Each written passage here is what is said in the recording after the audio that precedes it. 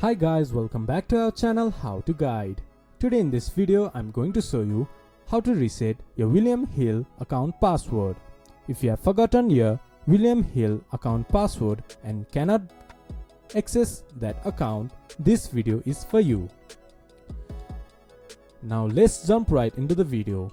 First of all, open your browser and your default search engine. Then search William Hill. Then go to the first result that shows up or go to www.williamhill.com. It will then take you to the official website of William Hill. From the top right corner, go to Login. Then click to your Forgot your logon details. Then this type of interface will appear in your screen. There, enter your email address or your username. Then click to Send Password Reset Link. Then you will receive a password reset link in your email address.